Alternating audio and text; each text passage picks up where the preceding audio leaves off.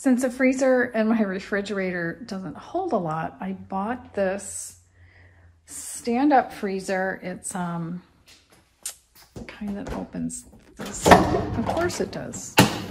It's this way. It's not plugged in yet. It's about 5 feet tall, almost. And I actually brought it home, but it's had to stand here while the Freon settles.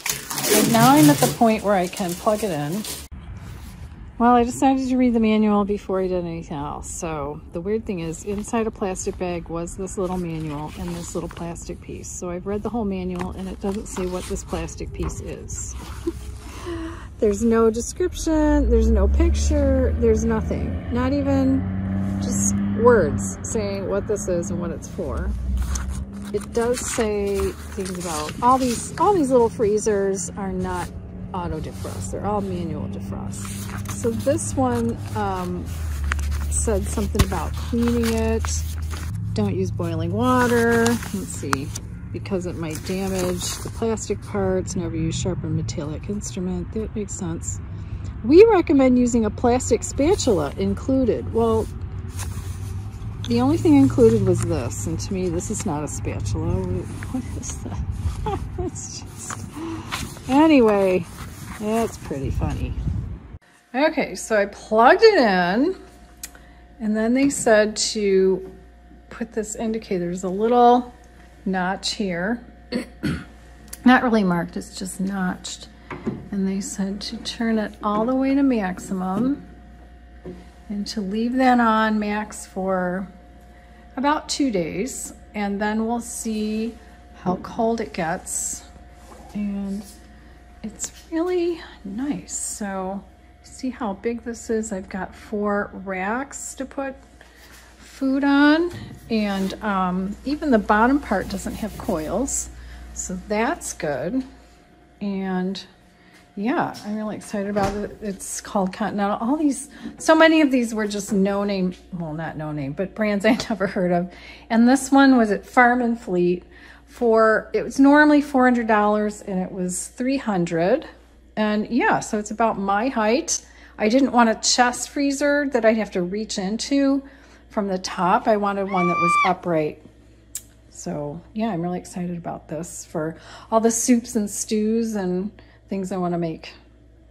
With all this space for freezing now, I needed more containers, and I wanted good containers that were solid and could handle being frozen and keeping the food fresh for a long time. So while I was at Farm and Fleet, I found this Rubbermaid set, and I didn't know if they sold them individually, but this is what I bought. So it has a long and 2 long pieces like this, and the lids fit the same, top and bottom. So that the thing is, that top one, it's so much smaller, and I can't scoop soup out of it with a ladle. So I really only needed the bottom one, and I did find it later separately, and I have a link to it in the description box below.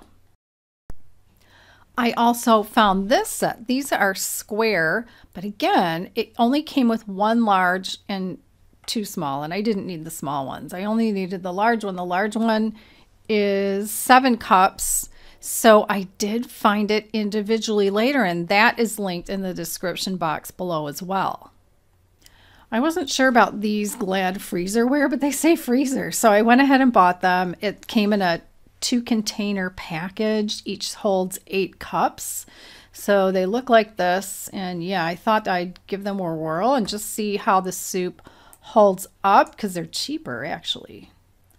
The last container I bought was this Rubbermaid 14 cup. It's square. It's huge. I don't know what I was thinking. If you have a family, if you're cooking and freezing for a family, then this would be perfect. You could probably use several of these, but it really was too big for me, and I might change how I'm using it. I might just use it for when I cut up lettuce or make a big salad or something. In the end, these are the 2 containers I needed. So the one on the left is the Rubbermaid 7 cup square, and the one on the right is the 8.5 cup rectangular. That's all I needed. I didn't need anything bigger. I didn't need anything smaller. These are perfect for what I'm trying to do. And then of course, the jury's still out on those Glad brand ones that I'll let you know on another date how they turned out. I'm back to the freezer and I want to show you something. I made soup yesterday, my Italian lentil soup. I think I have a video on that. It's my favorite soup. I made a double batch. I have 3 big containers in here.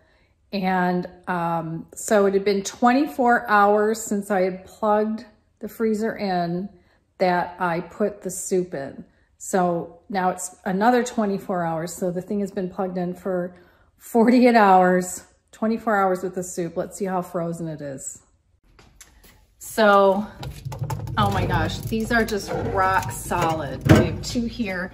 I put some in that gigantic container. This thing is rock solid and it was on maximum, so I turned it back to normal. But I've also ordered a refrigerator or freezer thermometer because I want to put that in here and see how cold it is. I'm going to get that tomorrow. The Italian lentil soup is my favorite. This is my second favorite. Red pepper and tomato. I'm starting out with onions and red bell peppers chopped, just sauteing. Next, adding tomato paste, garlic cloves, and paprika. After it's cooked down, I add salt and pepper, then chopped whole tomatoes. I'm making a double batch here, by the way. And then vegetable broth and bring it to a simmer. Well, bring it to a simmer after you add the sweetener. I'm using maple syrup.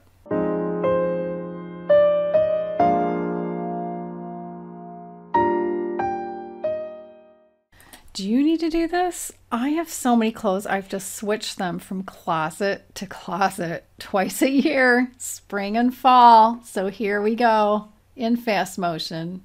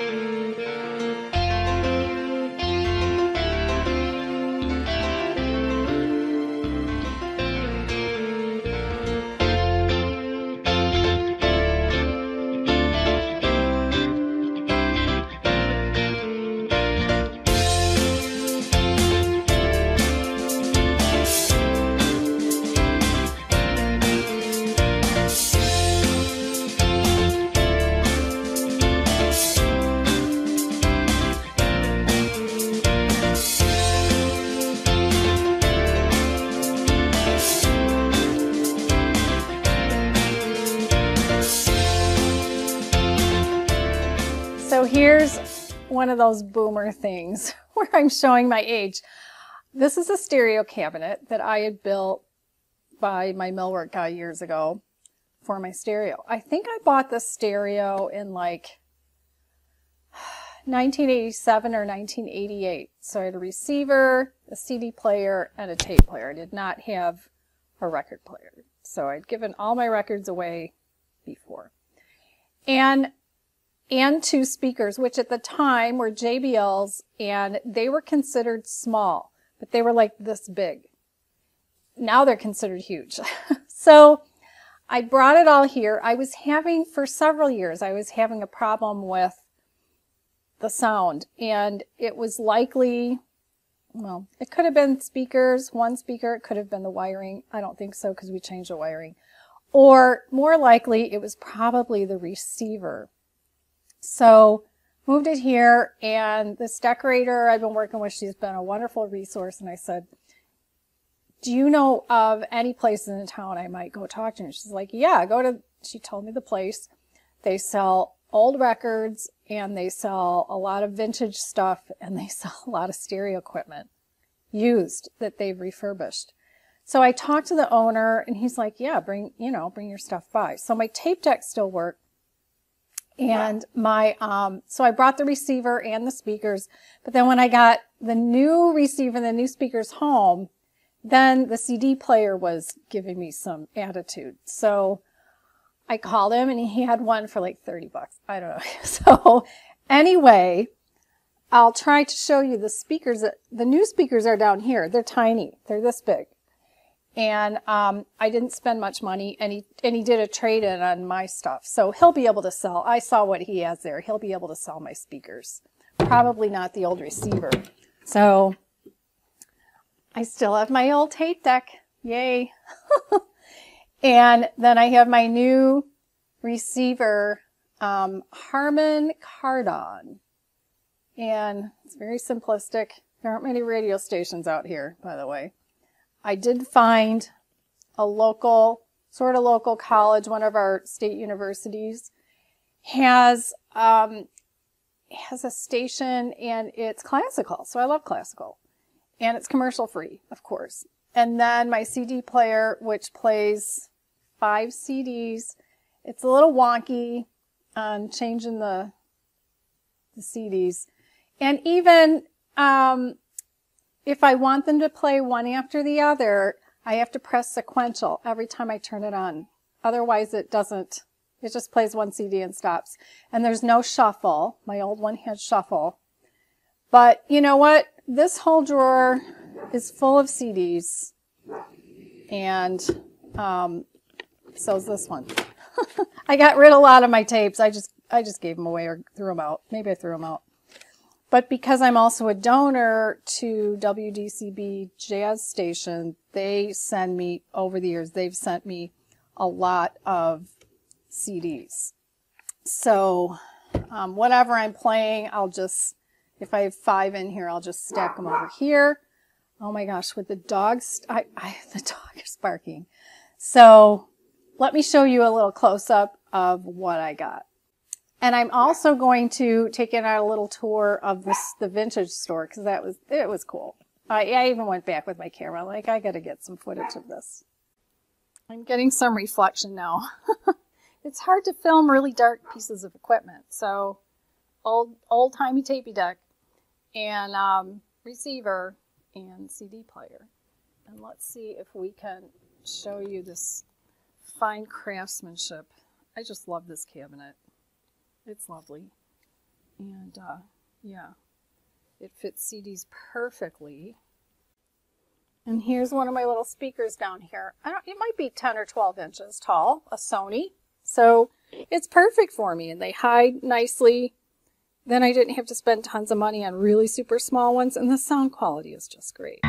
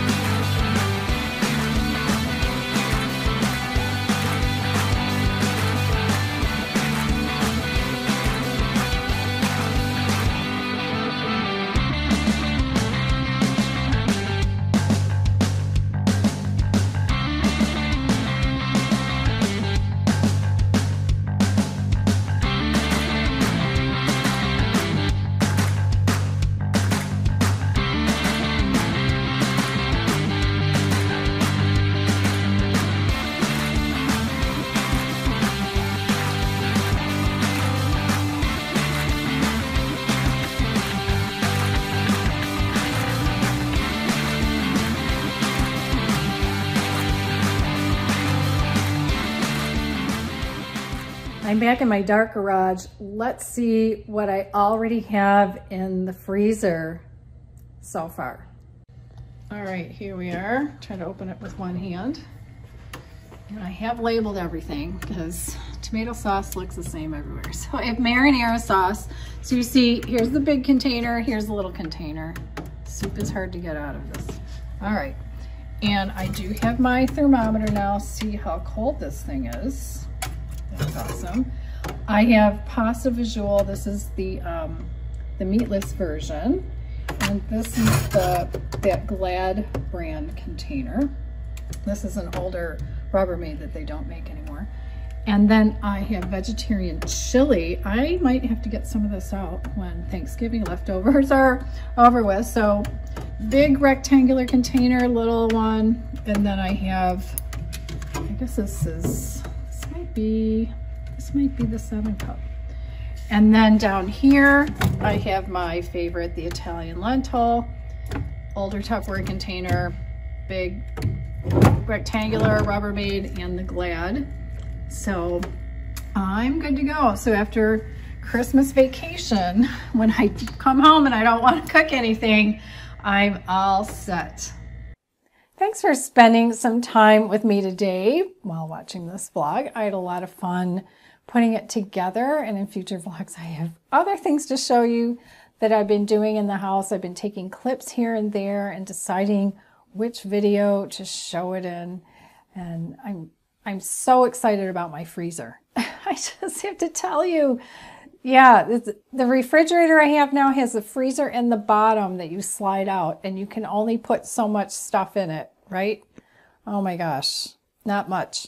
So yeah, I'm so excited to be able to make stuff ahead of time, make food ahead of time, make soup, make all kinds of delicious things I like, and put them in the freezer. So everything I talked about today, well, just about everything, is linked in the description box below. I have the ingredients for that red pepper tomato soup. I also have a link to the video where I actually made it step by step. I have links to a couple other videos for things that I did, like the silver cleaning, and I also have links to the containers. I found the containers, the Rubbermaid containers, separately. So I even bought some today. It reminded me to go online and buy some, just, you know, the size I want, because I don't need those smaller ones. So check it out. Like I said, it's in the description box below. I forgot to tell you all in the middle of the video how to get to the description box. So if you're watching on a phone, go below the video and you'll see the word more. Tap that word more. That opens the description box, usually partially, and you'll see the word more again, and you have to tap it again. And then you can scroll down and all the links are there. If you're watching on a computer, go below the video and you'll see the word show more. Click those words, show more, and that opens the description box completely. Everything is down there. I can't wait to show you in a future blog some of the things I've done around the house. I've switched out some lighting, and I don't know if I've shown any of that in the past, but we finally got all of that done. Changed out a lot of the window coverings, and just an hour ago, the lady who's been doing some of my draperies, was here today doing a little bit more. And, you know, just finding that right combination, especially for the bedrooms, of a light blocking shade that blocks out all the light, and then having some shears on there. She reminded me when I was looking at the window, she said, you know, sometimes during the day, you want some privacy in the room, but you don't want to block out all the light and have to put down that light blocking shade where it'll be dark. You just want some privacy. And so we put up some of that. Actually, I have one more room to do with the sunroom. It's all windows. It's going to be really expensive. That has vertical blinds right now, and pieces fall. Another one fell down yesterday, so they're a mess. So can't wait to get that done. You know what? There's so much more to do. I still need cabinets in the laundry room. Right now, I just have one of those wire shelves. So yeah, so stay tuned. And if you haven't subscribed yet, click that subscribe button and click the notification bell to get notified when I do have a new video. And then you can check out also one of the 2 convenient videos I put at the end of the video on the right side of your screen, and I'll see you in the next video.